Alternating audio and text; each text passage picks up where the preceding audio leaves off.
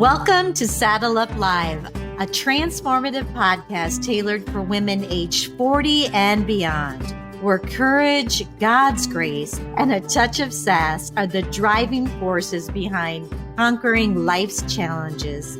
Join me, Lesa, as I take you on a captivating ride through the multifaceted aspects of womanhood in this vibrant stage of life, covering everything from my journey through breast cancer, the intricacies of marriage, and the joys of motherhood, to the exciting adventures of grandparenting.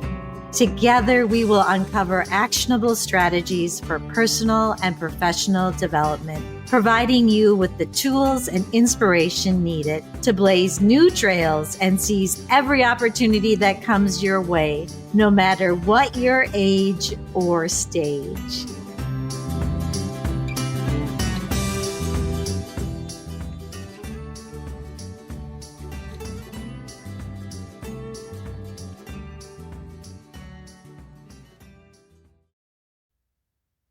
Welcome, listeners. I am so happy that you're here today.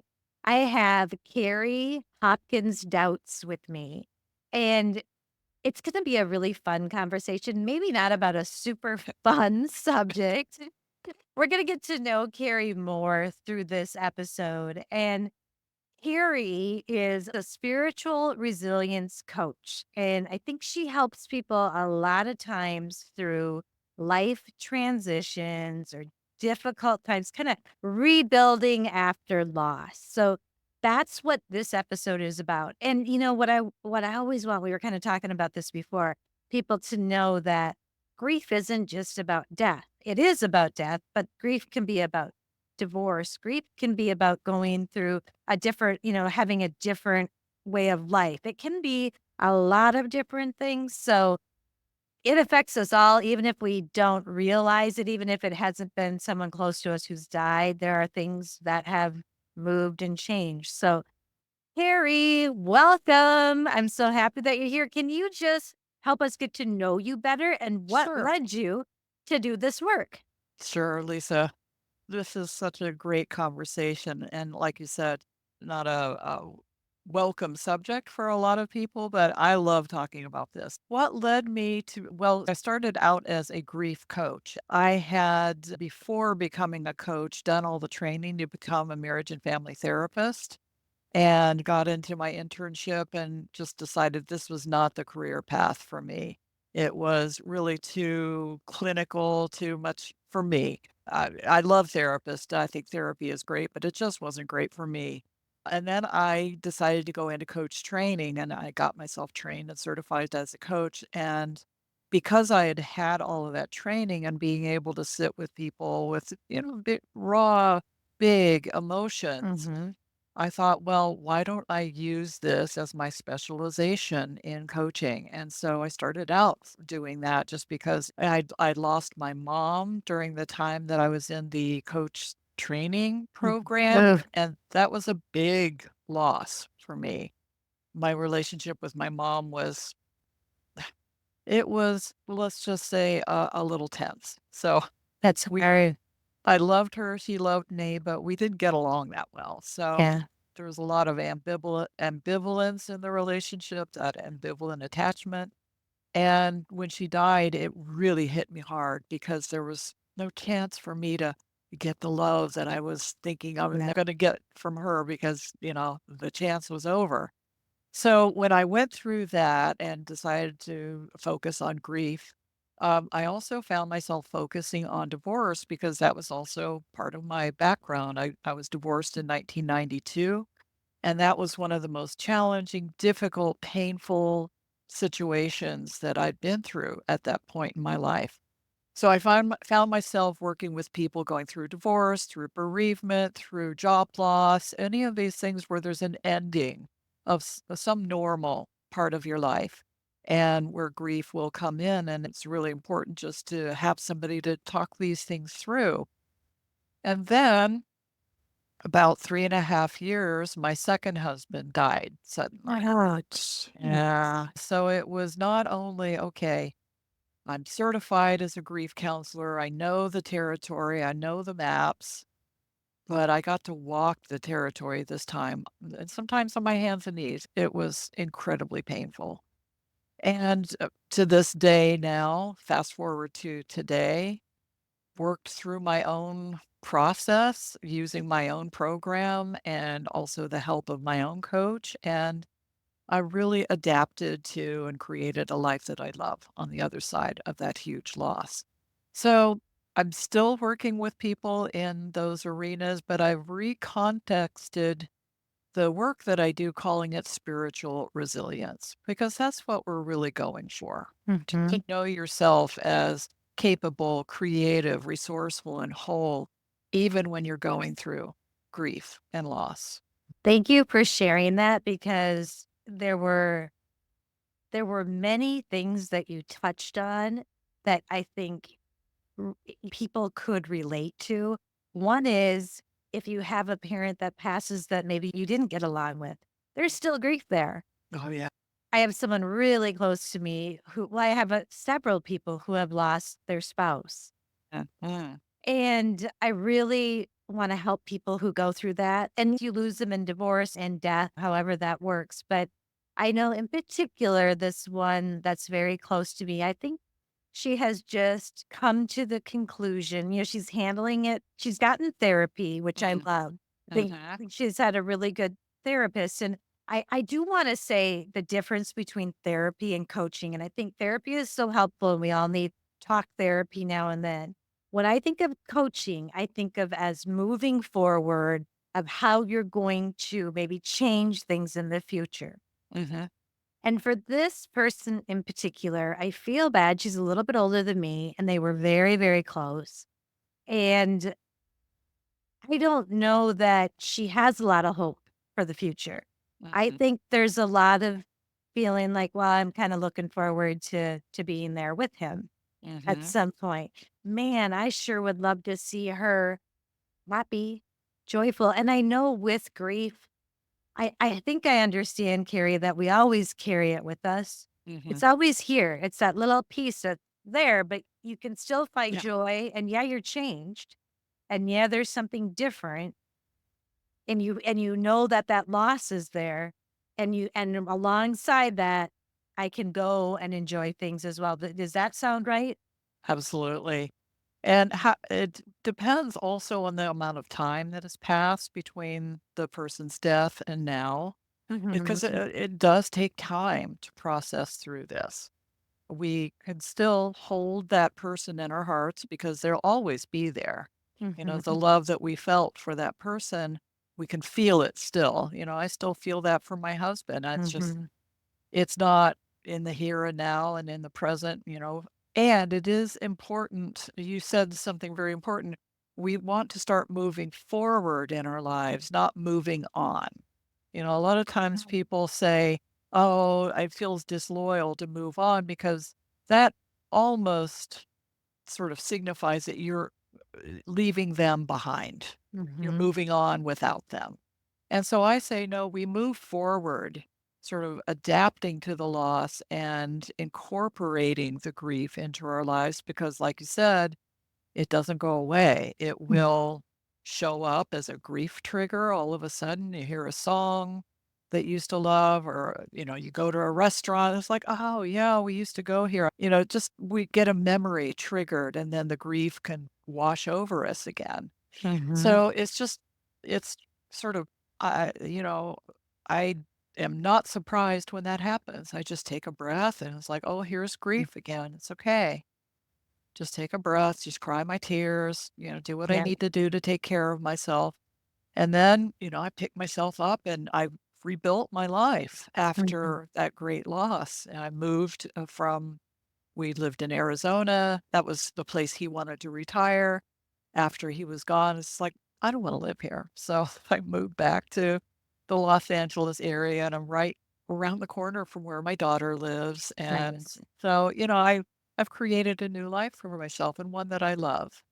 Yep, that's fantastic. And so I kind of want to, as I'm sitting here listening to you, I want you to help me if we can. I know we don't have a lot of time, but can we talk about, okay, so in the beginning stages, when this is brand new. Now, the friend I'm telling you about, it's, over a couple of years, Mhm. right? Which who knows? We're all different. I don't know how long it takes.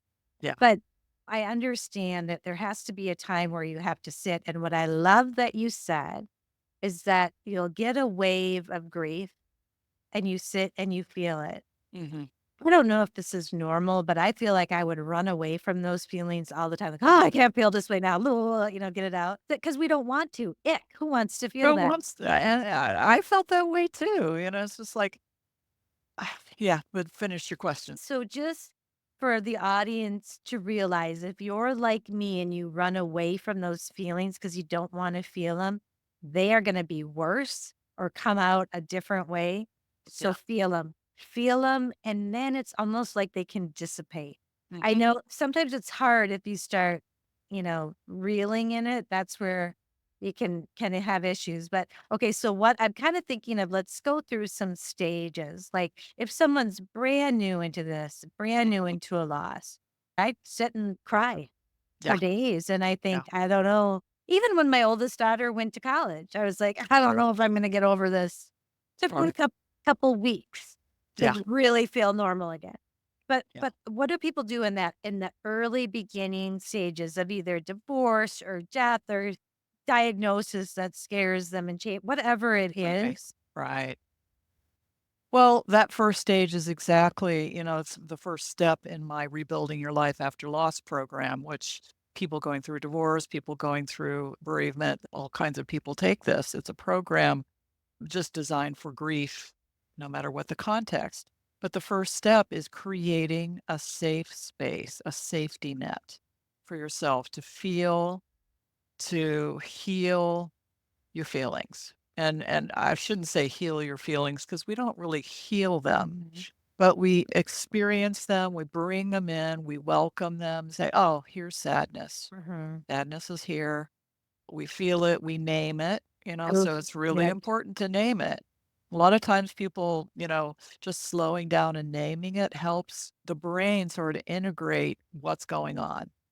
So you feel it, you name it, you express it. That's where a safe other really comes into play. You need a place, a person, a vehicle for you to express that safely without any judgment, without people needing to fix you, without people needing to minimize your feelings. Often a coach, or sometimes it's just a trusted friend, maybe somebody who's gone through something like mhm. this, and they know how to companion with you and just be there for you while you express it all. And so that's a very important first step because, like you said, Lisa, if you don't do this, if you try to shove it away or avoid it or numb it or do all those things that we do, it's not going away.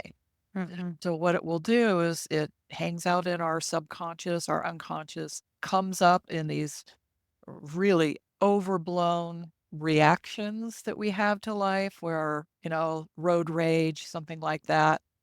It also can go into the body. So it can go into the tissue of the body and somaticize, become illness. mhm, There's lots of research about unresolved or unmet grief can lead to a person's illnesses. So mhm. it's really important, like you said, to have a safe place, a safe container to feel, to release these emotions. And Yep. like you said, once you've released it, once you've really given it that safe space inside of you, like you invite it to tea, like come sit Mhm, down, talk, what have you got to share with me? It has a message for you. mhm. And then once it's delivered its message, it goes on. And then you have the next feeling, whatever that is. Right. Okay. You said that is the first step to your rebuilding steps. How many steps do you have? I have a 9 step process. Boy, I don't know if we're gonna be able to get through. Yeah, it's just realizing bringing awareness can sometimes be all you need. Just knowing that first step is, I really need to create a safe space for me to feel all of these feelings. Yep. Grief, it's going to bring them all. It's going to bring sadness, hurt, anger, relief. We have so many feelings Mm. and they're all normal. I have LisaKoski.com. Hmm. If you wanna go there, I have a feelings wheel, and Oh, sometimes I look at that so you can grab it there, that you can probably find them online too, but sometimes if you're having yeah, trouble naming it, that can be helpful. that's right. When people say, "Well, how are you feeling?" And their answer Yeah. is, "I feel good." Right. It's not a feeling, that's a label. No, I know, and that Mhm. what's number 2? Second step is creating capacity through what I call radical self-care. Because when you're grieving any kind of loss, often if you are having to help your kids through this as well, say with a divorce, or, you're now a single parent, where you had the help of your spouse before in raising kids. It's often so common, really, for you to neglect your own self-care. And so we start to talk about, well, how is grief affecting you on the physical level? A lot of times it's, I'm not sleeping well, I'm not eating well, I'm not exercising, I'm not doing all those things that we all know we should do to take Mhm. care of ourselves. But what people don't recognize is if they don't take care of themselves first, they don't have the capacity to take care of others. Mhm. It's like putting your own oxygen mask on first before, like they say on the airplane, right? You have to have Mhm. your own oxygen before you can help other people. And I think that is something that we all know, but that we rarely do. Yep, And so that when you're grieving, you're even more physically depleted than you would be normally. yep, And so then yeah, we forget, to take yep. care of ourselves. Mhm. Mhm. That's a good one. Third is making peace with the past. And so when we are sort of unpacking what has led us to the present moment where this person, either through a divorce or bereavement, is no longer part of our lives, it's going to bring up some of the memories, the things that were unresolved in those relationships. And this is where we really slow things down and look at that. What judgments am I holding against that person or myself? And this is where we get free of these limiting beliefs that we've got going on about the nature of relationships, the nature, it's like we make up meaning about, well, I guess I'm just not cut out for marriage because I failed at it 3 times, whatever. Right. And people really hurt themselves by hanging on to these untruthful beliefs about themselves. So we really take a look at the past, not as a way of ruminating about it or anything like that, but just to look at the dynamics that perhaps maybe created the relationship issues that you were having. Sometimes also it's helpful in a divorce, but also helpful when somebody passes. Like for myself, looking at all the judgments that I held against my mom and myself, and Mm. forgiving myself for the judgments I placed against her, that I placed against myself as not being a good enough daughter, all of those things. So we really free up a lot of that energy that has gotten stuck in the past. Well, and okay, I can't help but ask this. It's popped into my head, and it's kind of the flip side of when someone you love passes, not someone that you have, some maybe some unresolved things with, or someone who you're divorced with. I remember hearing people telling me that sometimes you can remember them as perfect, perfect in every way, and not really see them how it was. Is that anything? Yes, that's really smart. I like that you brought that forward because, you know, if you've ever had children, Hmm. and you go through childbirth, and then, you Yeah. have this baby and, oh, it's so wonderful, and you forget about all that, but that's what our minds do.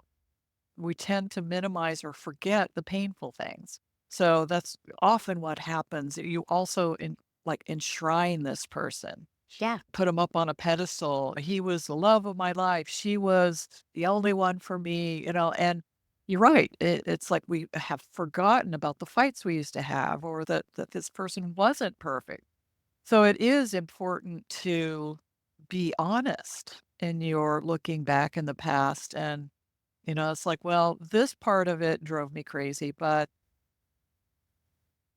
so it doesn't if you enshrine that person, it really makes it difficult to move forward in any other kind of intimate relationship Yeah, because you feel like it would be a disloyalty to that yeah. person, Well, know? and yeah, that's interesting, and I'm thinking and when I think about my grandpa, Uh-huh. he was a king. He was perfect. Now and maybe that was okay that I Yep. felt that way when I was young. And then as I have grown, I can see there were things that he did that were amazing and great, and that's okay. And Yeah. I can still love him, but that's just so interesting. And I wondered how that would play in if you for future relationships, if you did have them on that pedestal, you can still say, "Hey, I'd take him chomping his gum in my ear in a second." I mean, Mhm. right? Yeah. But Yeah. that it wasn't all just to be real. Right. Just to be real, you know, uh, when we shine a light on something and then we put that spotlight of perfection on somebody, we're forgetting that there's shadows. There's going to be Yeah. shadow, you know? And so it's really important that we look at somebody with the light and with the shadow, that we look Mhm. at ourselves with the Yeah. light and with the shadow, because often what we'll do if we find that we have objectionable traits or behaviors that we don't accept about ourselves, we can project them onto that other person. Mhm. Similarly, we can do a positive projection. We take all the things that we haven't owned about ourselves that are really wonderful. "Oh, this person was so smart, he was so gorgeous, he was this, he was kind," and these could be unowned aspects of ourselves that we're projecting onto that person. We're not seeing the person as they truly are or were. We're seeing our projection. So that's what part of what we look at in this 3rd, phase of the program. We look at the owning and accepting those projections and bringing them back home and go, I sometimes treat myself like this too, if it's a negative projection, or I treat other people like that. And it's interesting because isn't that unconditional love? Is Mhm. loving their shadows too? Yeah. Unconditional love is not easy to do in a No. relationship. That's the spiritual level of unconditional loving. The loving of the universe, of God, whatever people's spiritual beliefs are, that's where unconditional love is. But we have conditioned love in relationships. But the more that we can do our own work in relationships, whether it's a current relationship or a past relationship, the more that we can own our own stuff and take responsibility for it, the more that we can have happy, really productive and loving relationships. Now. Yeah. Now, yeah, Yeah. yeah, So good. yeah. So good. And so I'm looking at the time, Carrie. I can't Sure. believe like I'm actually Oh my talking. gosh, look at that. I know. I think I'm talking more than I usually do. And this is what I'm wondering. Yes. Would you come back on? I'd be happy to. And then we could talk about so did we get through 3? We got through 3, because Okay. that's really a good place because that's setting the foundation Okay. for what's next. And All right. I won't say what's next then. All right. So Well, we'll be sitting here anticipating what's next. And I'm going to see if I can get us scheduled here when we're done on this. But I so appreciate this. And I got lost in it because it was so fun to learn from you. So thank you. Thank you for going through something hard and using it to help the world. That's such a blessing. And I want you to know that I see that. And I'm very, very grateful. And then, Carrie, if our listeners want help from you, we'll have your information in the show notes. yeah. What's the best way to reach out and work with you? Oh, the best way to reach me is my company is called Life's Next Chapter Coaching, and that's really what we're doing is we're creating your life's next chapter after whatever you're going through is resolving itself. So they can reach me at Carrie at Life's Next Chapter Coaching. They can visit me on my website. There's lots of resources. There's information about my Rebuilding Your Life After Loss program. And so, yeah, that's the best way to reach me. Wonderful. So, listeners, if you need a little help in this area, at least go look at those free resources or reach out to Carrie. So, Carrie, I'm so excited that you're going to come back, and thank you so much for being here. Well, Lisa, thank you for this great conversation and for having me on your show. I really appreciate it. My pleasure. You take good care. Yeah, you too.